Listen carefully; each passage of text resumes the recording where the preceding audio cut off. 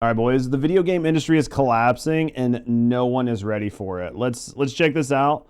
Let's see what they have to say. I know how I feel about this, and I feel like there are a lot of issues in the gaming community right now. I think the video game industry is in real trouble. Dare I say a collapse. Hey everyone, welcome back to the channel. Today we're going to deep dive something that most gamers, and I think the media, aren't really even talking about at all, but they should be. And I think the video game industry is facing this collapse for a variety of reasons, some of which I don't think are getting enough attention. So today we're going to explore why I believe the video game industry in general is heading towards what I think is a major collapse, not a minor dip, not a post-pandemic correction. I'm talking about a seismic shift, one that could fundamentally change how games are made, how they're sold, how we play them. And by the way, I'm not excited about this. And this isn't clickbait, by the way. We're going to walk through some hard economic numbers that just came out this week. We're going to also look at some of the changing habits of consumers overall, and also some anecdotal evidence that I'm seeing among young people. I do think that gaming in general has changed, but I was talking to Rusty about this last night. Her and I were taking a walk and we were talking about this exact same topic. I think that gaming has changed, but I think it's changed because the audience has changed. And I don't mean like the demographic has changed. I mean like the core audience itself has actually changed. When gaming was like popular in like the 90s, 2000s, gaming was predominantly made for younger people, right? Like gaming has always centered around younger people. There are adults that play games and there are a lot of adult games, but gaming itself traditionally has been focused around younger people. But I think that younger people in the 90s and 2000s had a longer attention span, and they were more interested in games in their entirety. They didn't just wake up and have everything on their fingertips and have this like sort of like TikTok brain rot culture where they can't focus for more than 2 to 3, 5 seconds. So I think that because that is the culture of young people, or that is seemingly the way young people function now, that video games are trying to adapt to that, because if they make anything longer than that, then most of the audience checks out. And we talked about this last night as well when it comes to something like Where Winds Meet. I think Where Winds Meet is a prime example of this done in a way to capture a younger demographic. And that is because a game like Where Winds Meet is primarily designed in a way that mobile games are. When you play Where Winds Meet, when you're running around, every 2 or 3 or 4 or 5 feet, there's something to do. There's like a mini quest, there's a collectible, there's an item. There is some sort of dopamine hit that you can get, and you can get them nonstop. And while there are some things in the game that will take you a little bit of time, most things in the game take you less than a couple minutes to complete. And that really goes with the type of gamer that I think that games are starting to see more of. And I mean, if you look at Where Winds Meet, I mean, obviously it's working, right? They had an all-time peak of 251,000 players on Steam. Their 24-hour peak is 146,000, and their 135,000 still playing right now. So obviously this is working to some degree in some fashion that is keeping players hooked. Also, remember, gaming wasn't mainstream. Gaming was a completely different animal in the 90s and 2000s. But gaming did become more mainstream as consoles became more popular. And once gaming became more mainstream, that's when we started to have to put ratings on games, right? Like there was a whole point in time where you didn't have to put that this game was rated M or anything like that on games. But as they became more popular, that's when those types of things happened. Newer generations tend to play for 5-minute goals instead of 5-hour goals. Absolutely. The brutal layoffs right now that we're seeing just over the past week inside of some of these major studios, and the elephant in the room, which is mobile and short form content, which is eating traditional gaming alive. Something I'm pissed about. I'm not happy about this. And no, this isn't just some doom and gloom, because there is a path forward, I think. I was thinking a lot about this. I don't want to just be doom and gloom. I was like, what is the path forward? So at the end, we're going to talk about where I think there's a silver lining in all of this. And maybe just maybe, we needed to kind of burn it to the ground a little bit to kind of get back to what we love with this hobby. But it starts with kind of recognizing where we actually are right now and why I see warning signs flashing all over the place. So let's start with what the Fed did this week. Dude, did they just show that Xbox said its biggest competitor's TikTok and not other games. That is crazy. But again, there are a lot of kids that when I was younger, I would get up, I'd roll out of bed, I'd want to play video games before I went to school. I'd jump up, I'd turn on my PlayStation, turn on my Xbox, play games for 20, 30 minutes, and then go to school. A lot of these kids, man, they wake up and they go right to Instagram, they go right to TikTok, they lay in bed, and they rot. They just rot and they doom scroll, and that is what they're doing. They prefer to do that than to get up and actually play video games, right? That's what you were saying last night. Absolutely. Path forward is the indies. I think the indies are the only saving grace we have right now because the indies are bucking a lot of these trends. Federal Reserve, which, by the way, if you're not familiar with the Federal Reserve, it's one of the largest criminal organizations in the world. They control our monetary policy in the United States. Even though they're unelected, how do these people get power? Let's put that aside for another day. But anyway, the Federal Reserve, which controls interest rates in the United States, they don't answer to anybody. They can print money willy-nilly, whatever they want to do. They quietly did something that most people totally missed, unless you're in the finance world. They lowered interest rates once again. If you're keeping track, they recently, just a few weeks ago, lowered interest rates. This is the second time now. Why? Sure. Because unless you're really into macroeconomics, it might not sound like a big deal. Hey, that's great. They're lowering interest rates. I can, not have to pay as much on my credit card. The idea behind lowering interest rates is to drive economic growth, right? You lower interest rates to try to stimulate the economy, to have businesses borrow money to try to create businesses or to expand or to in some way modify their business to create more growth and more money. It's the only reason you would do that, right? And get a mortgage for cheaper. But lowering interest rates usually means the Fed is panicking. They're seeing signs of a recession, or at least a major slowdown in consumer spending. And they are. In fact, Federal Reserve Chair Jerome Powell even said that. They're seeing a slowing down of consumer spending. So, and he doesn't like to alarm people. So when he says something, there's like a bubbling of concern. We're seeing a slowdown in consumer spending, people going to the store. Okay. That means when they lower interest rates, though, the value of a dollar typically weakens. You're weakening the US dollar. And it hits all of us. I mean, your paycheck doesn't go as far, your groceries cost more, your rent goes up. And what do people start cutting when they feel that pinch? They start cutting entertainment. Always. That's the first thing to go. And what's hilarious is then Netflix increases its prices, Disney Plus. What happens when people don't have money is they cut discretionary spending, right? Things that they don't have to spend, they tighten their belt up on, and that includes not just entertainment, basically anything, right? Charges more. Xbox Game Pass charges more. But these are the things that people are cutting. And I think they're raising these rates because people are ditching Netflix. They're cutting these services that they don't need anymore. I know double pausing here isn't like necessarily good. And I don't want to double pause all the time. But a lot of this isn't that people don't like, again, we talked about discretionary spending. It's the first thing that gets cut. People are cutting a lot of these services because of enshittification. The services themselves are progressively getting worse. They're losing a lot of what made them special. Right when Netflix first came out, there were tons of shows, tons of movies. It was super cheap. It was a great service. But over time, more and more companies have pulled their shows. They're making their own streaming services. Now you have a handful of streaming services. All of them are charging you ever increasing money, and you have to subscribe to so many of them just to get the same value you did out of a company like Netflix when it first came out. So I think there are a lot of things that go into this, not just people having less money. It's people having less money, but also people not wanting to reward a bunch of bad companies. People are going back to piracy now that everything's so split up.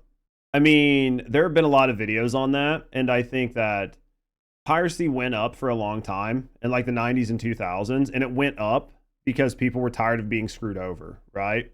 And the risk of getting viruses and all that were worth the reward of not like spending a bunch of money. But then as everything sort of became cheaper and easier on the internet, and then you had services like Netflix and Spotify where you could just get all the shows you want and a bunch of movies on Netflix for $10, and you could get, Spotify for a couple bucks. The value proposition there versus what you were getting made it a no-brainer. But now that value isn't the same, and instead of spending $10 a month, you're spending $100 a month. Now people are going to go back to piracy. It's absolutely going to happen. Vital to my family that I have Hulu? No, you'd probably be better off, actually. Is it vital to my family that I have Netflix? No, you'd probably be better off. And video games, though, sit squarely in those crosshairs, especially when you're staring down $70 price tags for new titles. But it goes deeper than just the price tag on this, because see, cheap money fueled this last generation of mega game development when borrowing was incredibly easy. Venture capital was pouring into it. Everywhere, publishers felt emboldened to take risks. But now those funding pipelines are drying up. Risk tolerance is vanishing. I just did a big interview with a producer in Hollywood who talked about how, a few years ago, Netflix and all of these streaming services, you had Apple and all of them, Amazon, they were pouring just billions of dollars into, that's why we saw so many TV shows, because they were just pouring so much money in. Like, what would stick? What would stick on a wall? I do think, here's the thing. And it's going to get real when I say here's the thing. A lot of people talk about how expensive these things are. And I don't disagree that the cost and the expense is a driving factor. I do think people just have less money, so they're going to spend less money on entertainment. But there are also tons of games making tons of money. So it's not like there is not money in the gaming space or in the gaming industry. We looked at this the other day. There's actually more money being made in gaming than there is like film and movies and stuff like that. This is a giant industry. But if you do not produce a high quality product, people are not willing to spend ever increasing amounts of money. And when you have the indie scene showing up, delivering banger after banger at a discounted rate, why would you spend a ton of money for a game that's not good when you don't have to? So I think that if these big games and these big game studios were just continuing to make better and better and better games, then people would pay ever increasing amounts for those games because you're getting value, or you're perceiving value out of what you're spending for. But if games are just getting worse and you're asked to spend more money for a worse experience, that is where I think the crossroads is. I think it's game and experience, or I think it's cost and experience. And I see a lot of people just harping on cost. It's better to risk $5 or $15 on a game that could be bad than 70 on one. Exactly. You can get, 5 or 6 games for the cost of one game. And as long as one of them's decent, then you're happy. Spaghetti would stick on a wall. And then once Netflix won, all of that money just dried up. All of that venture capital money just totally dried up. And risk tolerance is now vanishing. Developers are suddenly being asked to do more with less. Projects get canceled midstream, and executives start eyeing big cuts, not expansions anymore. Mm-hmm. It's not a coincidence that the Fed blinked. Just weeks later, so did the gaming industry. We see it happening in real time. I think that's true. There are tons of people that would spend $100, $150 on a game if they thought it was worth it. Think about people who play games and then pay for live service on those games, pay a subscription fee, and still spend money in cash shops. And those are for games that aren't even that good. Imagine a really good game, what you could get out of people. Now, let's just talk about burritos for a second. Let me paint a picture for you. Chipotle. Oh, absolutely, Leon. Chipotle, the fast casual burrito king, this week just reported that people are pulling back on spending, consumer spending. This is exactly what Jerome Powell just said. This is a huge red flag. If folks are thinking twice about buying a $12 burrito, do you think they're lining up to spend $500 on a new console, or $1,000 for a new gaming handheld, or $70 on a single game, or $80 on a game? Consumer behavior is shifting fast, and it's not just restaurants. Retailers across the board are warning that shoppers are buying fewer non-essentials. That includes... To be fair, $12 for a burrito versus $70 for a multi-100-hour experience is a little bit different, but I see what he's trying to say, right? Gacha players often spend hundreds a year on their favorite game, and those are considered like minnows in like a sea of whales. Absolutely. You can absolutely do it. And like Leon said, I mean, how many people buy collector's editions and everything else? There's money in gaming. But if you just want to continue to make shitty games, then people just aren't going to reward you anymore. And I think that is something that nobody wants to talk about. Stop making shitty fucking games. It's very simple. Make games that your consumers want to play. Don't make games that are just made to try to make profit for your shareholders. I feel like it's just common sense. Everything from jeans to earbuds, and yes, video games. We're also seeing a huge surge in buy now, pay later services for entertainment and technology, which I think is in many ways like demonic. It's like satanic. By the way, Charlie Kirk, who was just on my friend Tucker Carlson's show like a few weeks before he was killed, this is specifically what he was talking about among young people. Young people being lured into these buy now, pay later services for entertainment, for everything, buying groceries. Literally, I can finance a burrito. You're going to finance a burrito because you don't have the money to buy a burrito, but you still want the burrito, right? Like, I get what he's saying, but you have to understand why people are doing it. If the world is getting to be ever increasing costs, right? The more money that everything just costs more money, people aren't going to stop wanting things. So if you tell somebody it's literally just credit cards. It's literally just another credit card. So these are the same people that, would have been pushing credit cards 10 years ago to build your credit and to do all these other things, are now demonizing people for using the same system. And people are using the system for the wrong things, but at the end of the day, it doesn't change. People have done this shit forever, right? That's what Charlie was talking about. These people are drowning in credit card debt.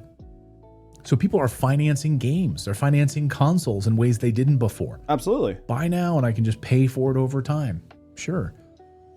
We're entering a season right now of financial anxiety, which is kind of terrifying. And when that happens, luxury purchases dry up. Pre-orders disappear. Collectors stop collecting. Deluxe editions sit on store shelves. Why would I buy a collector's edition, for $150 when I can just get the standard edition or buy a used copy, if at all?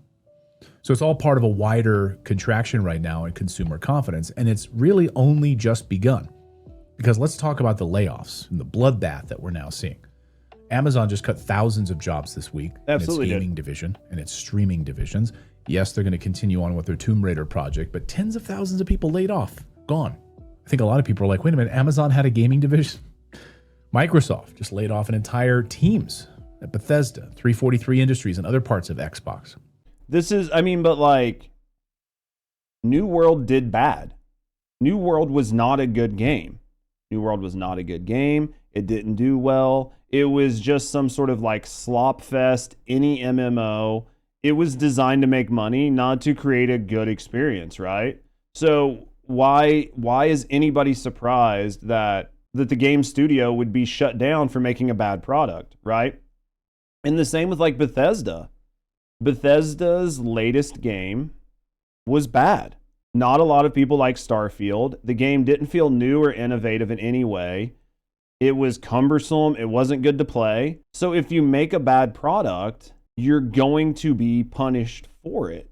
And this is the problem with trying to play safe and trying to make games that appeal for everybody, or trying to make these really broad, paint with broad strokes, is because you've lost the forest for the trees, right? You are no longer making games for gamers to enjoy, which then leads to you making money.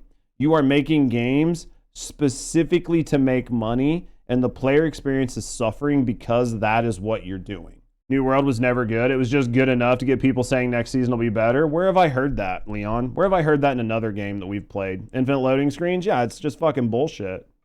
We're cutting all these jobs because we're moving and focusing on AI.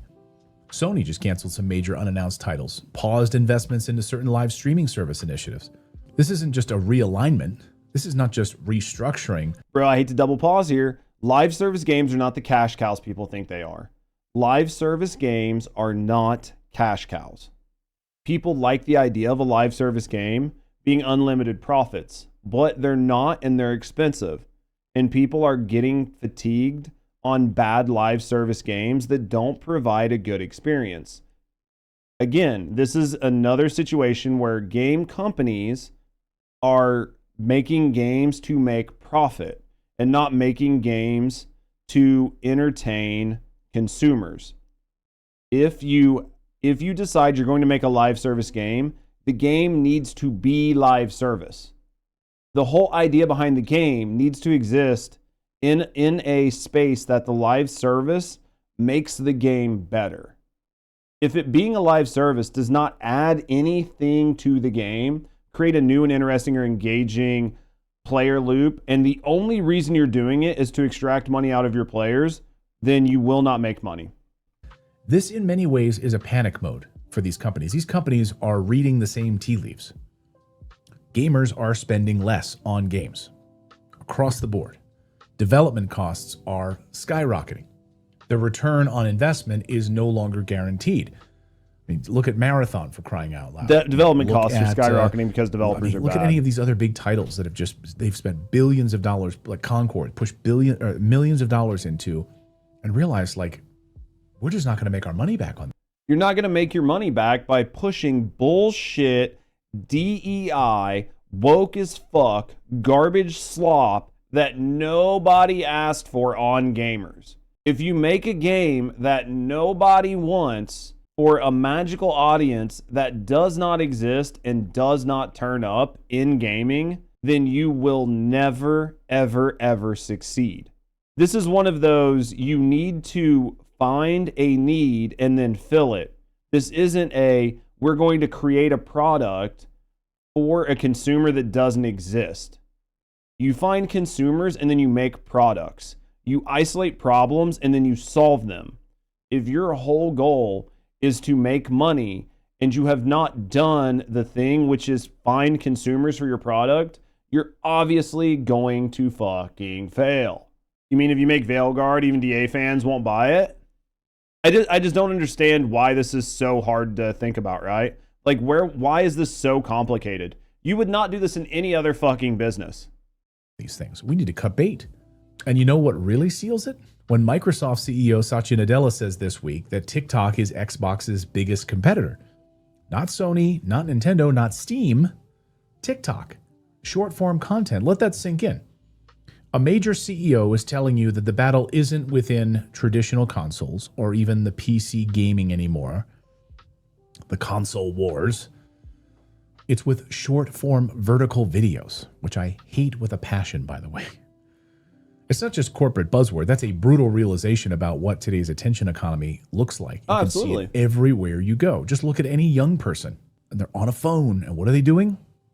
They are watching short form content. We are in a dopamine war right now. And right now, short form content is winning. When your kid would rather spend 90 minutes scrolling through TikTok than playing 90 minutes of a story-driven game, that tells you something. And it's not just kids, right? A 30-second video is easier, more addictive, less commitment. Hey, do I want to go downstairs and sit down, grab a PlayStation controller, and dive into Resident Evil 4? I mean, I know what you're saying, Leon, is a meme, but think about it this way. Nothing has changed.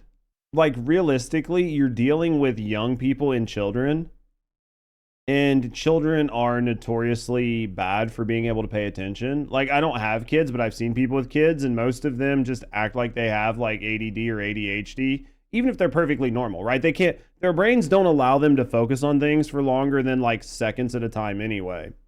And then now you give them the ability to have unfettered access to instant dopamine hits all day long. You're giving young people access to this type of content, phones, all of these things from like the age of like, I don't know, infant, right? Like you're letting infants watch it like fucking Cocomelon and shit. Like, so these kids have had access to this their whole life. Like, of course you're going to condition their brains to just do this all the time. You're giving them exactly what works for their brain chemistry. Or do I just want to kind of lay in my bed and just kind of scroll through TikTok for 30 minutes before I have to go to swim class or whatever it is, dance practice or something? I can tell you what's going to happen. The intentionality of going downstairs, sitting down, firing up a console, grabbing a controller, and being focused on that thing is not going to happen. These 30-second videos, this short-form content, I know I sound like an old man, like, get off the lawn. But you can see it. It's more addictive. And there's less commitment, right? You don't need to learn controls. You don't have to sit through a tutorial or invest emotionally in characters. You just scroll. Absolutely. And the dopamine hits you. And the algorithm is serving it up on purpose. And that shift in behavior is killing traditional games, in my opinion. Now, why spend $300 million on a cinematic masterpiece when your audience would rather watch, Mr. Beast give away a car in 20 seconds or some other little quick short video of like the stuff my son watches, To be fair, Elden Ring is not made for kids, right? Like a game like Elden Ring is not made for kids. I think you need to understand your audience and make content for your audience. And I think that games are getting out of control expensive because game companies are focusing on the wrong thing. A game like Elden Ring was wildly successful. And it's made its money back, multiple times over. But if you make some bullshit game like the new woke Assassin's Creed, you spend all this money, all this bloat, all of these like cultural experts, you do all of this stuff to try to like push a message and do all of these things, all this middle management. That is where you're spending most of your money, and that is why these games are failing. You are adding things to the development pipeline that are not making the game better. And on top of that, you do not understand your consumers, or you do not understand what makes your consumers like the game. Nobody gives a shit if you've got ray tracing that works on somebody's hair, which is perfectly lifelike. I don't care if every strand of hair on somebody's head moves perfectly. I don't care if the light goes through it. I don't care if the shadow's perfect. I don't care about all these particle effects. I don't care about how realistic like a rock looks from 5 miles away. Like, you're focusing on all of the wrong stuff. And because of that, you're spending tons of money on things that nobody cares about. Teenagers hitting each other with something stupid or falling off a roof or doing, a cat doing something. 20, 30 seconds. Or do I want to sit down and intentionally play like The Last of Us? Publishers are paying attention right now. And like as Microsoft just pointed out, games are now getting shorter. Absolutely. They are. Live service models are being abandoned. Single player epics are becoming huge financial risks. No, bad single player epics. Bad single player epics that are designed to push a narrative are failing. Good single player experiences are coming back. There's a resurgence in people enjoying single player games again, as long as it is a good single player game. You can put more money into Spider-Man, of course, but what about a big risky game? Hundreds of millions of dollars into Concord or Marathon. This man, like I like what he's saying, but he fundamentally doesn't understand why Marathon and Concord failed. And because of that, he's harping on, well, these companies sunk all this money in these two games, and these two games show that this is risky. Concord and Marathon do not show that developing games is risky.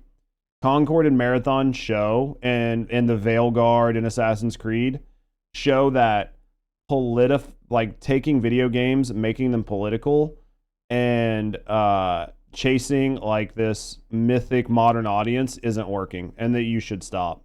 You need to understand who plays games, why they play games, and make video games for that audience. Yeah, he's looking at the economic reasons instead of the base reasons. Like, sure, why would you want to spend $2 billion on Concord to have it fail? Well, here's the question. Why did Concord fail when you spent $2 billion on it, or $1 billion, or whatever you spent? Like, how about you look at the underpinning reason on why Concord sucked so bad, and why everybody on their development team, or at least in the management side, were dick eaters and were allowed to make bad decisions. Dude, Where the Winds team made a better Assassin's Creed game than Ubisoft. No cap. Like, you're serious though. I mean, you're dead nuts on it. No, you nailed it. They're making games for themselves and assuming everyone should feel the same way instead of making games for people who play games. Absolutely. It's a huge financial risk. Even casual mobile titles are pivoting towards instant gratification mechanics. Tutorials are gone. Depth to the game is optional. Monetization, of course, is king. How much? Bro, anybody that says that mobile games have had depth or anything to them is just way off base. Mobile games have always been about instant gratification and getting it knocked out in just a couple seconds or a couple minutes. Mobile games have never been deep games. More can I put into this game? You just jump right into the game. There's an entire generation growing up that doesn't know the joy of like getting lost in a 60-hour JRPG. And they don't miss it. Like, I'm just thinking right now about Dragon Quest, Dragon Warrior 2 were games that defined my generation, games that made me a gamer. Absolutely loved them. The original Metroid, as I've talked about many times here on the show. The first game I ever beat. And I got lost so often. I can only imagine if I had TikTok or YouTube Shorts, Instagram Reels, back when I was trying to beat Mother Brain in the original NES Metroid, like, would I have? Probably not. My attention would have been focused on these short form dopamine hits. Like, I'm really going to sit down and focus go through this game. The economic pressure is also accelerating, another trend.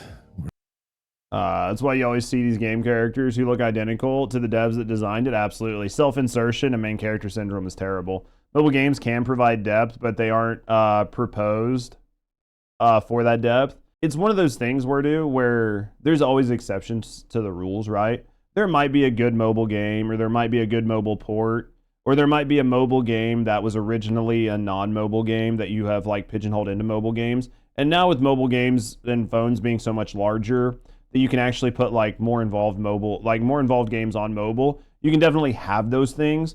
But I mean, I think that like the purpose of mobile games has always been something that you do when you have just a little bit of downtime, when you're in the car or while you're doing whatever. You pull it out, you do it for a couple minutes, and then you put it up, right? We're seeing this death of physical media. And let me be clear, this is not an accident. Publishers want control. Digital games can't be resold, can't be shared, can't be preserved unless you're buying it through like GOG and their game preservation system, which, by the way, hey, great for GOG. I heard John on Spawnwave the other day talking about, they need to do a better job of marketing. Like good old games, GOG got some incredible preservation things they're doing. They just like released a whole bundle of Resident Evil games preserved. You download them, they're DRM. I bet free, this is an ad. This feels like an ad. ad. But otherwise, you're buying into these services like Xbox Game Pass, and you don't have any ownership of these games. And they can be removed from storefronts at any time. I know Mystic Ryan over on his channel, he talks about like, hey, this is what's coming to the PlayStation Network. You can play this for a short amount of time. Guess what? This is what's leaving the service. So you better get in there. Witcher 3 is now being yanked off the service. Sorry, can't play it anymore. All of it can be changed, nerfed, locked behind subscriptions. Which look like Nintendo Online service, right? So you get access to the GameCube games and Game Boy Advance and all those, but you're paying a monthly service fee. You absolutely are. When you stop paying, guess what? Sorry, you can't play anymore. So what happens when this economy dips and you're already locked into an ecosystem with no ability to sell or trade your games? You just stop buying them. That's why retro gaming is quietly booming right now, because people want ownership. They want certainty. They want to know that if they buy something, it's actually theirs. I can't tell you how many comments I see here on my channel who tell me, my God, I've just been playing PlayStation 3 games lately. There's a level of this that I personally think is designed. It's just a narrative.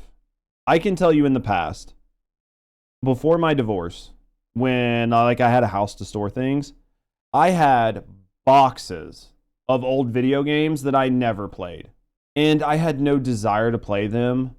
I just didn't want to throw them away. The idea of being able to do it was more important than actually doing it. And I think that is really what happens to a lot of people. Is it nice to be able to sit down and just pull out a game and play it whenever you want? For sure. But most people aren't going back and doing that. Now, I'm going to have people that argue with me and they're like, Judge, you're off base. Judge, you're wrong. Blah, blah, blah. But at the end of the day, most people play a game, they play it for the experience or two, and then they move on.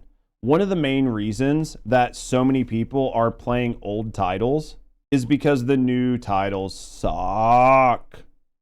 If new games didn't suck, you wouldn't want to go back and play an old title that is a shittier experience. Because older games are, by and large, shittier experiences. They have worse mechanics, worse graphics, worse menus, worse controls, worse lighting. You can go down the list and talk about all the things that they have that are worse. At the end of the day, there is a level of like people do want to own things, but you're going back to play things that are worse versions of what should be coming out. And if we didn't have like the enshittification of video games, we wouldn't be having this conversation. People would be like, yeah, I have The Witcher 3. Why do I want to play The Witcher 3 when I have The Witcher 4? You know what I mean? The Witcher 4, The Witcher 5. Like, why do I want to play the old Resident Evils when I have the new Resident Evils? Why do I want to do this? You don't. I just play retro games. I own them on the disc. I just play them. I don't have to be online. I don't have to be connected to the internet. And I don't have to worry about what's going on in this industry because I'm a retro game player. I agree. I mean, going out there buying old like Xbox One games or things like that to play on your Xbox, you can pick them up at a retro game store for like $1, $2. Classic games that you have access to. You don't have to rely on what's happening right now in this economy. I mean, just look at the rise right now of retro emulation devices. Look at limited run games. It's got a whole limited run box set. I am gonna pause it, double pause it, but I'm not gonna beat a dead horse. This is literally for exactly what I said. If good games existed, you wouldn't have a reason to go back and play old games. Here of Yakuza. I'm going to talk about that in a separate video, but I mean, people want physical games on a physical cartridge, copies on a is more disc. valuable. You think so, Sonic? Look at the secondary market for GameCube, DS titles. I mean, go to a retro gaming expo, for crying out loud. People are going backwards in order to move forward. That's what I've been doing. Most of the games I've been playing lately are all classics. Playing Resident Evil 1, I'm playing Silent Hill. Going back to the classics, I'm playing The Thing right now. So we're going to see a shift away from the $300 million blockbusters. I just think it's nostalgia. I think you've had this forever. It's 1,000,000% nostalgia. You are going back and playing these games because they made you feel a specific way. And the first time you played it and the first time you had that experience, you cherish it because it felt good. So then you go back and play it specifically because you want to try to recapture some of that feeling again. And the reason you're going back to get these experiences is because you're not getting these experiences in modern games. If you were getting that same type of first time experience, then you would play modern games to get those first time experiences. I like this guy. He's made a lot of good points, but I think some of these things are just missing sort of what I personally think is the actual root cause of the problems here. I think the guy's video is great. I think this is a great video. I think it's an absolutely banger video, but I do think he's missing a couple things. That's the 100% reason why I go back to play old games, because they made you feel something, right, Kalo? I appreciate his video. He's seeing the issue from a different point of view. Yeah, I mean, I think he's seeing this from like an economic perspective, but he's bringing good points. Like he's bringing a good conversation forward. And he's talking about things in a way that a lot of gamers don't think about. Just simply can't, justify this risk anymore unless it's a known IP, Wolverine, Spider-Man, some sort of a Star Wars game, although that's been watered down. I mean, churn out another Star Wars Outlaws and you're likely never to see another Star Wars game again. These things are too expensive, they're too slow, and it's too volatile. So instead, we're going to see more remakes, which are low risk, they're high nostalgia appeal. You're going to see way more remakes, I think, in the coming years. And actually, I'm okay with that because there's a lot of games that I missed back in the day. So if you're going to give a modern polish on some of these older games that I never got a chance to play, great. But it certainly hits that nostalgia appeal. You're going to see more early access games so that the company can make some instant revenue in a slower burn. You're going to see more mobile and cross-platform development. They're not going to be locked into any kind of particular ecosystem in consoles. And frankly, you're going to see far fewer ambitious new IPs. Games like GTA 6, Elder Scrolls will still happen, all of that, but those will be the exceptions, not the rule. Meanwhile, indie developers are rising to the occasion. You're seeing people like, my God, what's his name, who made Animal Well? One guy who made Stardew Valley. One guy, you're seeing the pixel art boom, not just nostalgia. It's budget friendly. It's fast to develop. I mean, look at, for crying out loud, Hollow Knight Silksong. Like what he's saying there, like you're seeing a boom in like these pixel games and you're seeing all this nostalgia and all of that. You are, and that is definitely part of it. But like the reason Stardew Valley did well was because Stardew Valley was a good game. It isolated an audience. It decided what the game wanted to be, and then it made that game. And the game is executed so well that it reached beyond the borders of who it was trying to bring in. If you make a good game or a generational game, you will get people outside of the people that you targeted. This is like a thing that I just don't understand why some people don't understand it. $20? And it's sustainable. Studios like Supergiant Games, Concerned Ape, Team Cherry are showing that you don't need a $100 million war chest to create something memorable. Take your time, build something great, put it out at an affordable price, $20, and millions of people will buy it. And then there's the subscription fatigue. It's real. People are cutting Netflix, they're cutting Hulu, yes, Game Pass, we saw that in droves. The Netflix model doesn't scale forever, and as economic conditions tighten, users are going to start to prioritize ownership over access. People are cutting back on this. It's because like people used to just subscribe to Hulu and Netflix. $10 for Hulu, $10 for Netflix, $5 for Spotify. $25 a month, you get access to all of these things. Now it's $20 for Hulu, $30 for Hulu, $20 for Netflix, $20 for Paramount Plus, $15 for Disney Plus, $20 for YouTube Prime. Do you see what I mean?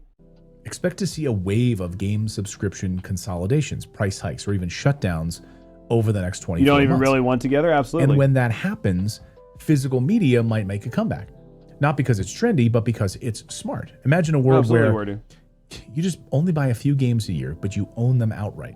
You trade them with friends, you collect what matters, you don't rely on updates or servers. And of course, there's the free games, like Fortnite, and these games that kids can jump into. No longer watch it because they live with their mom and see that. With their friends.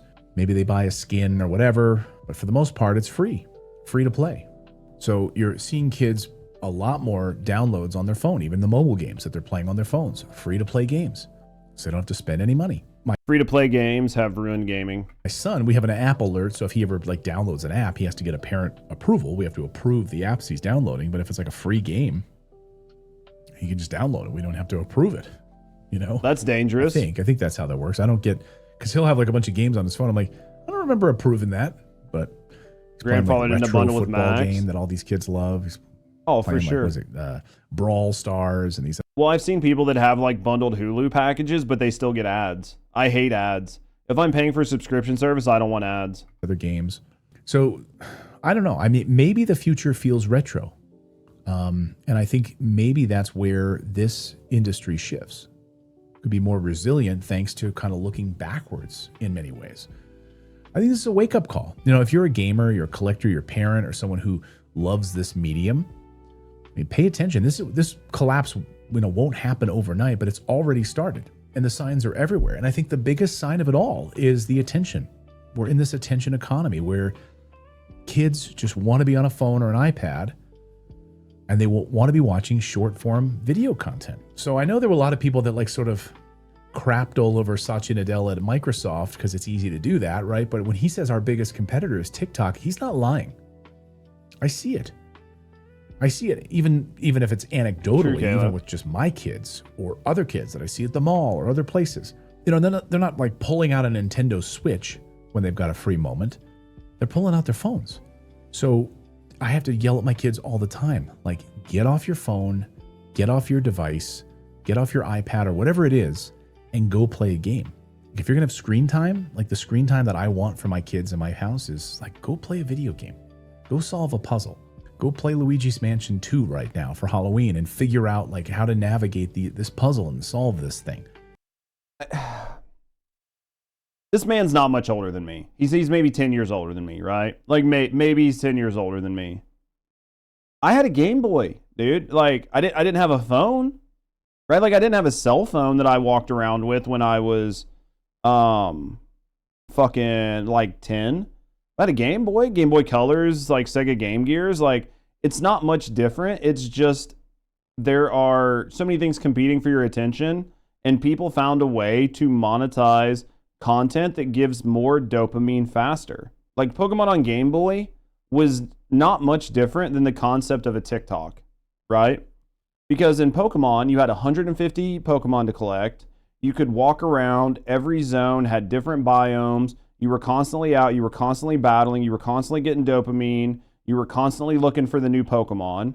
You were trying to get them. You were trying to collect them all. And then the new game came out, and that's what you did. So, he's making really good points, but there's, I don't know. It just feels like there are some things that are being left out of this conversation.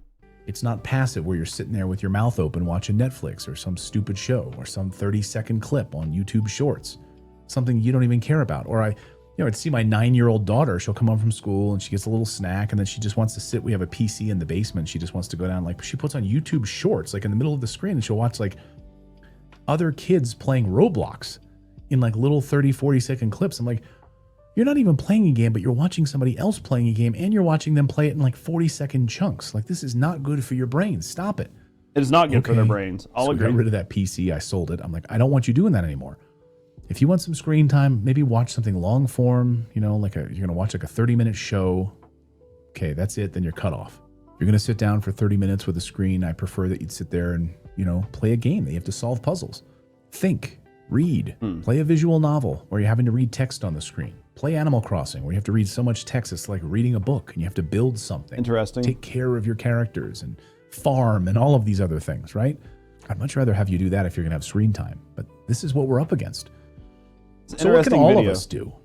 Because I don't like to be down on this. I mean, I think we should support developers who value ownership. So when developers are putting games out physically and the full game is on the disc or on the cartridge, that's why with the Switch 2, these developers who've put out, like Cyberpunk, the full game is on a cartridge. I bought it on the Switch 2. I want to show those developers, you put a game out on the cartridge, I will support you. The Mortal Kombat collection that just came out, on the Switch 2. Full game on the cartridge. I'm going to watch me. I have nothing less than 30 minutes. I can't help it, Wardo. Guardians of Izuma can't help on it. the Switch 2. Again, I bought it. I've never played a Rune Factory game, but I'm doing it to support those developers. So support those developers who value ownership. Buy physical when you can. Share games with your kids instead of handing them an iPad. Sit down and play something together.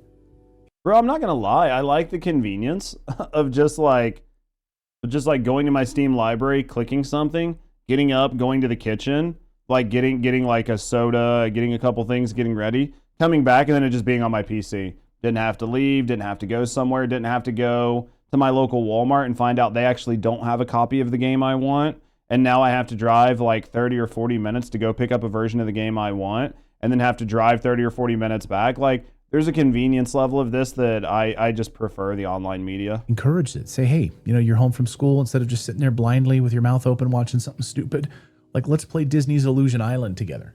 Let's play, for 30 minutes before you have to go to dance class or something, whatever. Play something together. I don't know, because I think the more we speak up, the harder it becomes for these corporations to ignore us right now. I mean, this is your wake-up call. Look at that 5,000 books on your phone. I think it's also important maybe go support your local I can see that. retro game store as well.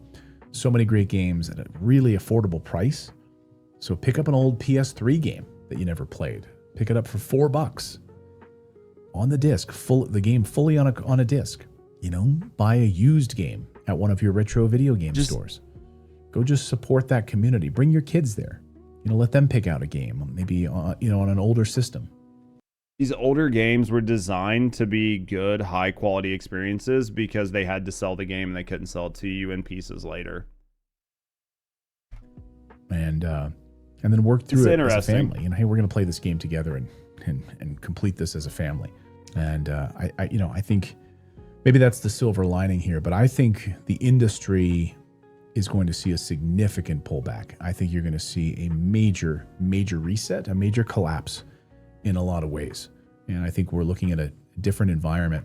But I think this is the rise of these smaller indie developers. I think it's the rise of publishers like Super Rare Games and Limited Run Games who are putting games out physically where we can have ownership of these things, not have to pay for these subscription services. And I think that's where we're going. So I'd love to know your thoughts on this. I don't want to be doom and gloom here. I think there is a silver lining, and maybe it's great for us physical collectors. But let me know what your thoughts are down below. Thank you guys for subscribing to the channel, and I'll see you in the next one. I do think he's saying something cool here, and I think that it's interesting to see it from a different perspective. I don't know that I agree with his take exactly on why this is happening, but I'm not going to say that his take is wrong. I think that who he's speaking for is the segment in the market who feels the same way he does.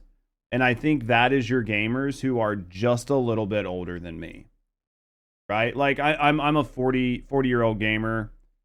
Some of the things he's talking about, I just don't see and don't agree with because I don't find them to be relevant to me. But for him, they probably are. So I don't think you can sort of dismiss what he's saying because it is going to be part of the impact. And I think watching somebody like him who's talking about it from this perspective and somebody like Legendary Drops who always talks about it from like the perspective of cost and seeing these different views is important. Like for me, the number one thing is, are you making a good game? That is the number one thing that will sell your game. All of these other things are contributing factors, But if you make a bad game, or you make a game for an audience that doesn't exist, no matter what you do, you make a physical copy of it, you make it cheap as fuck. None of these things are going to matter if you don't make a good game. But chat, let me know what you think.